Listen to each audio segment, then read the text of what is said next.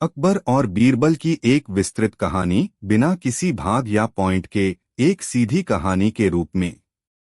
स्वर्ग का बगीचा और सच्चाई का आईना। फतेहपुर सीकरी की सुनहरी सुबह थी। सूरज की पहली किरणें बुलंद दरवाजे के गुंबदों को चूमकर शाही महल के झरोखों में झांक रही थीं।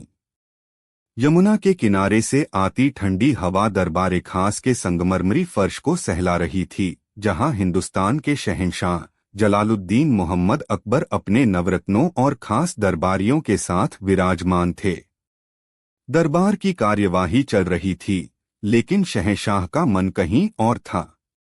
उनकी आंखें सामने रखे एक ईरानी गुलदान पर टिकी थीं, जिसमें खिले हुए फूल अद्भुत सौंदर्य बिखेर रहे थे। अचानक अकबर ने एक गहरी सांस ली और बोले, हमने इस दुनिया में लगभग सब कुछ देखा है। बड़े बड़े किले बनवाए, जंगें जीती, सल्तनत को दूर दूर तक फैलाया। लेकिन एक चीज है जिसकी कल्पना ही मन को मोह लेती है, जन्नत यानी स्वर्ग।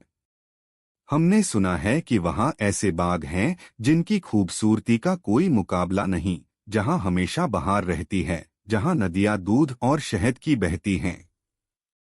क्या इस धरती पर ऐसा कोई बाग बनाना संभव है? दरबार में एक पल को सन्नाटा छा गया।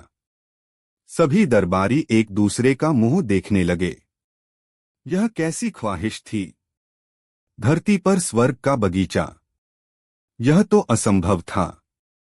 कुछ चापलूस दरबारियों ने तुरंत कहना शुरू किया, जहां पनाह, आपकी हुकूमत में क्या मुमकिन नहीं? आप हुक्म दें, हम ज़मीन आसमान एक कर देंगे। लेकिन उनके शब्दों में विश्वास से ज्यादा चापलूसी थी। अकबर के दरबार में एक गुट ऐसा भी था जो बीरबल की बढ़ती शोहरत और शहंशाह से उनकी नजदीकी से जलता था। इस गुट का सरगना था मीर कासिम, जो शाही खजाने का मंत्री था। वह बुद्धिमान था, लेकिन उसकी बुद्धि हमेशा दूसरों को नीचा दिखाने की साजिशों में लगी रहती थी। उसने इस मौके को बीरबल को फंसाने का एक सुनहरा अवसर समझा। मीर कासिम अपनी जगह से उठा, अदब से झुका और बोला, आलम पनाह, यह विचार तो स्वयं देवों के मन में ही आ सकता है, और ऐसे दिव्य कार्य को करने की क्षमता भी किसी दिव्य पुरुष में ही हो सकती है। हमारे बीच राजा बीरबल मौजूद हैं, जिनकी बुद्धिमानी की मिसालें दूर दूर तक दी जाती हैं। लोग तो कहते हैं कि उन पर सरस्वती की विशेष कृपा है। मुझे पूरा यकीन है कि अगर कोई इस नामुमकिन काम को मुमकिन बना सकता है, तो वो सिर्फ और सिर्फ बीरबल ही हैं। यह एक सोचा समझा जाल था। अगर बीरबल मना करते तो यह माना जाता कि उन्होंने अपनी हार स्वीकार कर ली और उनकी बुद्धिमानी का ढोंग खुल गया। और अगर वह हाँ कहते तो वह एक ऐसे काम में फंस जाते जिसे पूरा करना असंभव था। असफलता की स्थिति में शहंशाह का गुस्सा और दरबार में अपमान निश्चित था। अकबर को यह सुझाव पसंद आया। वह हमेशा बीरबल की परीक्षा लेने को उत्सुक रहते थे। उन्होंने बीरबल की ओर देखा, जो शांत भाव से सब कुछ सुन रहे थे। क्यों बीरबल, क्या कहते हो? क्या तुम हमारे लिए धरती पर जन्नत का एक नमूना तैयार कर सकते हो? बीरबल अपनी जगह से उठे और मुस्कुराए। उनकी मुस्कुराहट में हमेशा की तरह एक रहस्यमयी शांति थी। जहां पनाह, आपका हुक्म सर आंखों पर। दुनिया में ऐसा कोई काम नहीं जो कोशिश करने पर न हो सके। मैं आपके लिए स्वर्ग का बगीचा जरूर बनाऊंगा, लेकिन मेरी कुछ शर्तें हैं। मीर कासिम और उसके साथी मन ही मन हंसे। उन्हें लगा, बीरबल अब बचने के लिए बहाने बना रहा है। अकबर ने कहा, बताओ अपनी शर्तें। बीरबल बोले, पहली शर्त यह है कि मुझे इस काम के लिए 6 महीने का समय चाहिए। दूसरी शर्त, मुझे शाही खजाने से 1 लाख सोने की मोहरें चाहिए होंगी। और तीसरी और सबसे महत्वपूर्ण शर्त यह है कि इस 6 महीने के दौरान कोई भी, यहाँ तक कि आप खुद भी, उस जगह पर नहीं आएगा जहाँ मैं यह बगीचा बनवा रहा हूँ। जब बगीचा पूरी तरह तैयार हो जाएगा मैं स्वयं आपको सूचित करूंगा। अकबर को शर्तें थोड़ी अजीब लगीं, खासकर यह कि वह खुद भी वहां नहीं जा सकते थे। लेकिन वह बीरबल की काबिलियत पर भरोसा करते थे और चुनौती का मजा लेना चाहते थे। उन्होंने कहा, मंजूर है। मीर कासिम, बीरबल को 1 लाख मोहरें दी जाएं और शहर के बाहर एक बड़ी बंजर जमीन इनके हवाले कर दी जाए। मीर कासिम ने अनिच्छा से सिर झुका लिया। उसे मोहरें देने का दुख तो था, लेकिन इस बात की खुशी ज्यादा थी कि ये मोहरें बर्बाद होंगी और बीरबल का पतन निश्चित है। अगले ही दिन से बीरबल अपने काम में लग गए। उन्होंने आगरा के बाहर एक विशाल, सूखी और बंजर जमीन को चुना। उन्होंने उस जमीन के चारों ओर बहुत ऊंची दीवारें बनवानी शुरू कर दीं, ताकि अंदर कोई झांक न सके। उन्होंने सैकड़ों मजदूरों को काम पर लगाया। मीर कासिम ने अपने जासूसों को यह पता लगाने के लिए भेजा कि आखिर अंदर हो क्या रहा है। जासूसों ने लौटकर जो बताया वह बहुत हैरान करने वाला था। उन्होंने कहा कि बीरबल वहां कोई बाग नहीं लगा रहे, बल्कि जमीन खुदवा रहे हैं, अजीबोगरीब खाइयां बना रहे हैं और कुछ जगहों पर तो ऐसे निर्माण कर रहे हैं जैसे कोई किला बनाया जा रहा हो।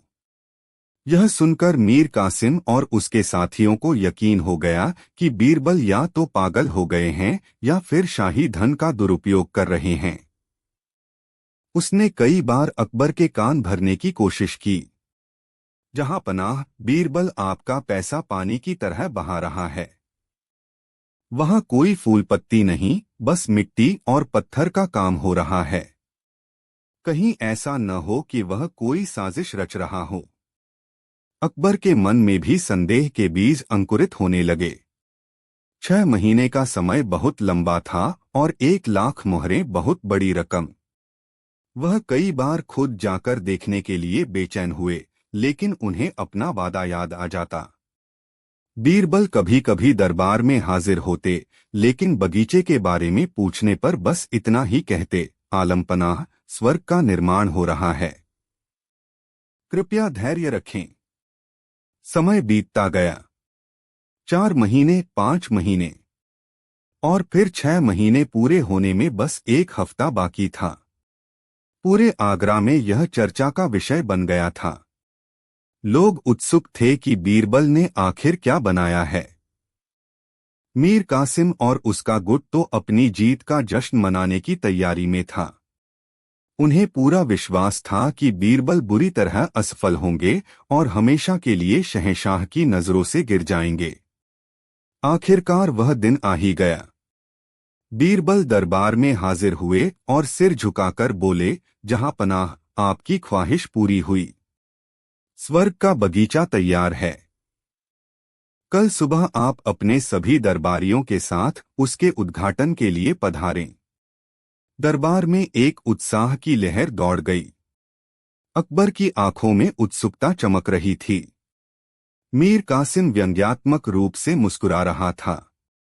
अगली सुबह शहंशाह अकबर, उनके नवरत्न, सभी बड़े दरबारी और सेनापति एक शानदार जुलूस की शक्ल में उस जगह के लिए रवाना हुए। जब वे वहां पहुंचे तो उन्होंने देखा कि एक विशाल भूभाग को ऊंची ऊंची दीवारों ने घेर रखा है। सामने एक बहुत बड़ा और भव्य दरवाजा था, लेकिन वह बंद था।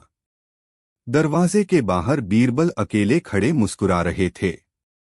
अकबर ने अपने घोड़े से उतरते हुए पूछा, बीरबल, दरवाजा खोलो। हम अपना स्वर्ग का बगीचा देखना चाहते हैं। बीरबल ने अदब से सिर झुकाकर कहा, जरूर जहांपनाह, लेकिन इस स्वर्ग के बगीचे में प्रवेश करने की एक शर्त है। मीर कासिम ने तुरंत ताना कसा, लीजिए, एक और शर्त। लगता है अंदर दिखाने लायक कुछ है ही नहीं। अकबर ने उसे चुप रहने का इशारा किया और बीरबल से पूछा, कैसी शर्त? बीरबल ने शांत और गंभीर स्वर में कहा, जहांपनाह, जैसा कि आप जानते हैं, स्वर्ग केवल उन लोगों के लिए है जिनका हृदय शुद्ध हो, जिन्होंने जीवन में कोई पाप न किया हो, कोई अन्याय न किया हो, कभी किसी का हक न मारा हो और मन में ईर्ष्या और द्वेष न रखा हो। यह बगीचा उसी स्वर्ग का प्रतिरूप है, इसलिए इसमें भी केवल वही व्यक्ति प्रवेश कर सकता है जो पूरी तरह से निष्पाप और पवित्र हो। यह सुनकर पूरे मजमे में गहरा सन्नाटा छा गया। सभी दरबारी, जो पल भर पहले तक उत्साह से भरे थे, अब एक दूसरे का चेहरा देखने लगे। सबके चेहरे का रंग उड़ गया। कौन था जो छाती ठोक कर कह सकता था कि उसने जीवन में कोई पाप नहीं किया? बीरबल ने अपनी बात जारी रखी, मैं तो एक साधारण इंसान हूँ जहाँपना। मैं यह फैसला कैसे कर सकता हूँ कि कौन पवित्र है और कौन नहीं? इसलिए आप सब स्वयं अपने दिल से पूछिए। जो भी यह मानता हो कि वह पूरी तरह से निष्पाप है, वह आगे बढ़े और इस दरवाजे से प्रवेश करे। दरवाजा उसके लिए स्वयं खुल जाएगा। अब सन्नाटा और भी गहरा हो गया। किसी की हिम्मत नहीं हुई कि वह एक कदम भी आगे बढ़ाए। बड़े बड़े शूरवीर सेनापति, विद्वान दरबारी सब सिर झुकाए खड़े थे।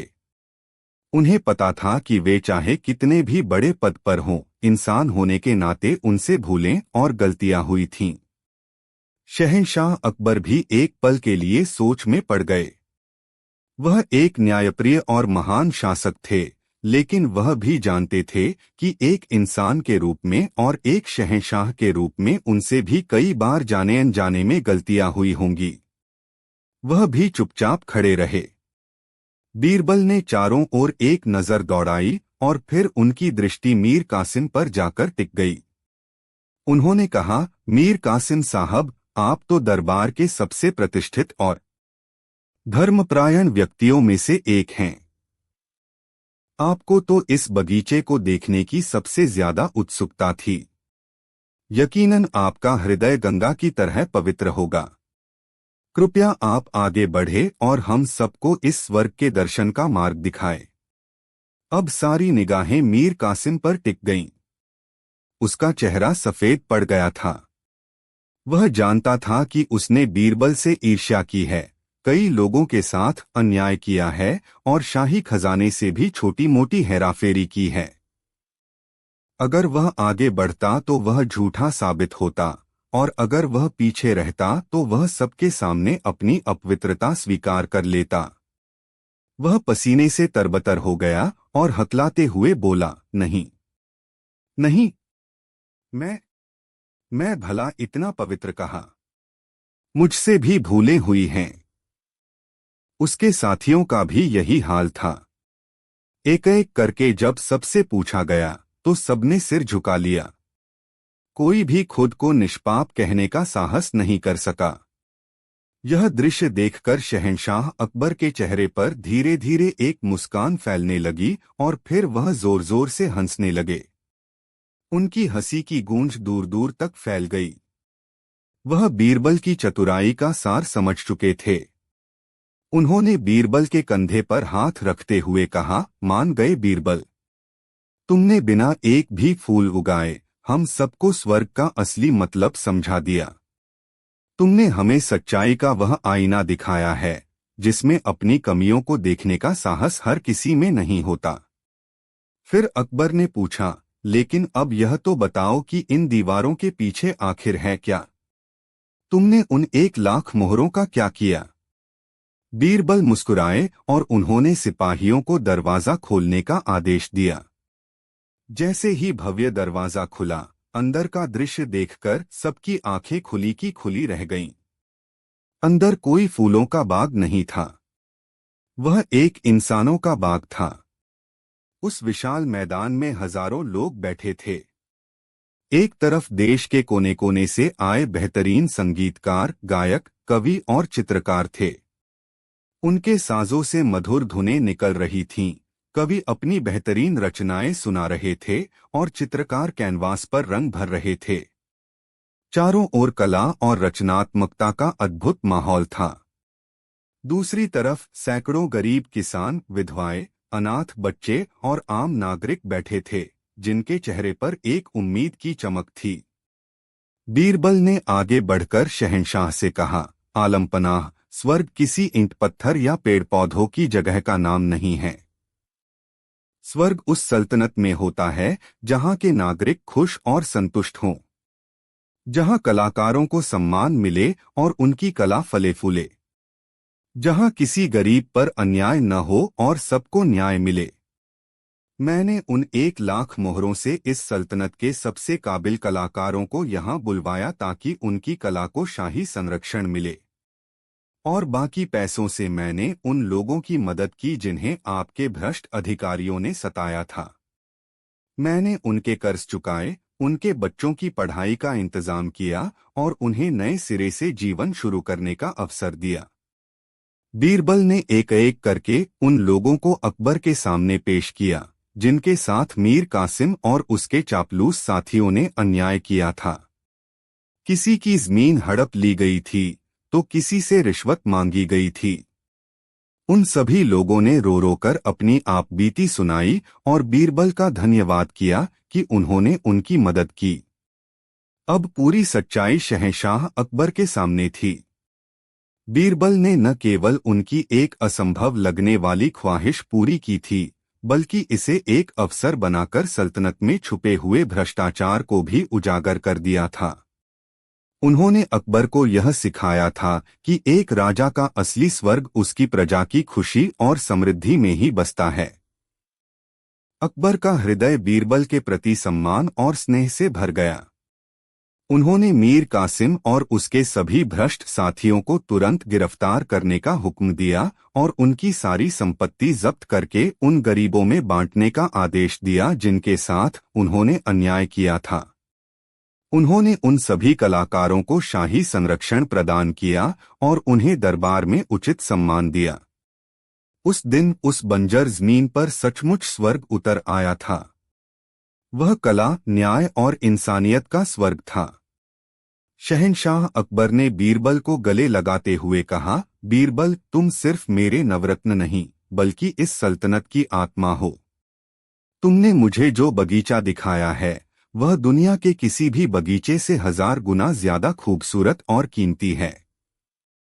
और इस तरह बीरबल ने एक बार फिर अपनी अद्वितीय बुद्धि और गहरी समझ से यह साबित कर दिया कि असली ज्ञान केवल किताबों में नहीं बल्कि इंसानियत और न्याय की राह पर चलने में है। धर्मपरायण व्यक्तियों में से एक हैं। आपको तो इस बगीचे को देखने की सबसे ज्यादा उत्सुकता थी। यकीनन आपका हृदय गंगा की तरह पवित्र होगा। कृपया आप आगे बढ़े और हम सबको इस स्वर्ग के दर्शन का मार्ग दिखाए। अब सारी निगाहें मीर कासिम पर टिक गईं। उसका चेहरा सफेद पड़ गया था। वह जानता था कि उसने बीरबल से ईर्ष्या की है, कई लोगों के साथ अन्याय किया है और शाही खजाने से भी छोटी मोटी हेराफेरी की है। अगर वह आगे बढ़ता तो वह झूठा साबित होता और अगर वह पीछे रहता तो वह सबके सामने अपनी अपवित्रता स्वीकार कर लेता। वह पसीने से तरबतर हो गया और हकलाते हुए बोला, नहीं नहीं, मैं भला इतना पवित्र कहाँ? मुझसे भी भूलें हुई हैं। उसके साथियों का भी यही हाल था। एक एक करके जब सबसे पूछा गया तो सबने सिर झुका लिया। कोई भी खुद को निष्पाप कहने का साहस नहीं कर सका। यह दृश्य देखकर शहंशाह अकबर के चेहरे पर धीरे धीरे एक मुस्कान फैलने लगी और फिर वह जोर जोर से हंसने लगे। उनकी हंसी की गूंज दूर दूर तक फैल गई। वह बीरबल की चतुराई का सार समझ चुके थे। उन्होंने बीरबल के कंधे पर हाथ रखते हुए कहा, मान गए बीरबल। तुमने बिना एक भी फूल उगाए हम सबको स्वर्ग का असली मतलब समझा दिया। तुमने हमें सच्चाई का वह आईना दिखाया है जिसमें अपनी कमियों को देखने का साहस हर किसी में नहीं होता। फिर अकबर ने पूछा, लेकिन अब यह तो बताओ कि इन दीवारों के पीछे आखिर है क्या? तुमने उन 1 लाख मोहरों का क्या किया? बीरबल मुस्कुराए और उन्होंने सिपाहियों को दरवाजा खोलने का आदेश दिया। जैसे ही भव्य दरवाजा खुला, अंदर का दृश्य देखकर सबकी आंखें खुली की खुली रह गईं। अंदर कोई फूलों का बाग नहीं था। वह एक इंसानों का बाग था। उस विशाल मैदान में हजारों लोग बैठे थे। एक तरफ देश के कोने कोने से आए बेहतरीन संगीतकार, गायक, कवि और चित्रकार थे। उनके साजों से मधुर धुनें निकल रही थीं। कवि अपनी बेहतरीन रचनाएं सुना रहे थे और चित्रकार कैनवास पर रंग भर रहे थे। चारों ओर कला और रचनात्मकता का अद्भुत माहौल था। दूसरी तरफ सैकड़ों गरीब किसान, विधवाएं, अनाथ बच्चे और आम नागरिक बैठे थे, जिनके चेहरे पर एक उम्मीद की चमक थी। बीरबल ने आगे बढ़कर शहंशाह से कहा, आलमपनाह, स्वर्ग किसी ईंट पत्थर या पेड़ पौधों की जगह का नाम नहीं है। स्वर्ग उस सल्तनत में होता है जहां के नागरिक खुश और संतुष्ट हों, जहां कलाकारों को सम्मान मिले और उनकी कला फले फूले, जहां किसी गरीब पर अन्याय न हो और सबको न्याय मिले। मैंने उन 1,00,000 मोहरों से इस सल्तनत के सबसे काबिल कलाकारों को यहाँ बुलवाया ताकि उनकी कला को शाही संरक्षण मिले। और बाकी पैसों से मैंने उन लोगों की मदद की जिन्हें आपके भ्रष्ट अधिकारियों ने सताया था। मैंने उनके कर्ज चुकाए, उनके बच्चों की पढ़ाई का इंतजाम किया और उन्हें नए सिरे से जीवन शुरू करने का अवसर दिया। बीरबल ने एक एक करके उन लोगों को अकबर के सामने पेश किया जिनके साथ मीर कासिम और उसके चापलूस साथियों ने अन्याय किया था। किसी की जमीन हड़प ली गई थी तो किसी से रिश्वत मांगी गई थी। उन सभी लोगों ने रो रो कर अपनी आपबीती सुनाई और बीरबल का धन्यवाद किया कि उन्होंने उनकी मदद की। अब पूरी सच्चाई शहंशाह अकबर के सामने थी। बीरबल ने न केवल उनकी एक असंभव लगने वाली ख्वाहिश पूरी की थी, बल्कि इसे एक अवसर बनाकर सल्तनत में छुपे हुए भ्रष्टाचार को भी उजागर कर दिया था। उन्होंने अकबर को यह सिखाया था कि एक राजा का असली स्वर्ग उसकी प्रजा की खुशी और समृद्धि में ही बसता है। अकबर का हृदय बीरबल के प्रति सम्मान और स्नेह से भर गया। उन्होंने मीर कासिम और उसके सभी भ्रष्ट साथियों को तुरंत गिरफ्तार करने का हुक्म दिया और उनकी सारी संपत्ति जब्त करके उन गरीबों में बांटने का आदेश दिया जिनके साथ उन्होंने अन्याय किया था। उन्होंने उन सभी कलाकारों को शाही संरक्षण प्रदान किया और उन्हें दरबार में उचित सम्मान दिया। उस दिन उस बंजर जमीन पर सचमुच स्वर्ग उतर आया था। वह कला, न्याय और इंसानियत का स्वर्ग था। शहंशाह अकबर ने बीरबल को गले लगाते हुए कहा, बीरबल, तुम सिर्फ मेरे नवरत्न नहीं बल्कि इस सल्तनत की आत्मा हो। तुमने मुझे जो बगीचा दिखाया है वह दुनिया के किसी भी बगीचे से 1000 गुना ज्यादा खूबसूरत और कीमती है। और इस तरह बीरबल ने एक बार फिर अपनी अद्वितीय बुद्धि और गहरी समझ से यह साबित कर दिया कि असली ज्ञान केवल किताबों में नहीं बल्कि इंसानियत और न्याय की राह पर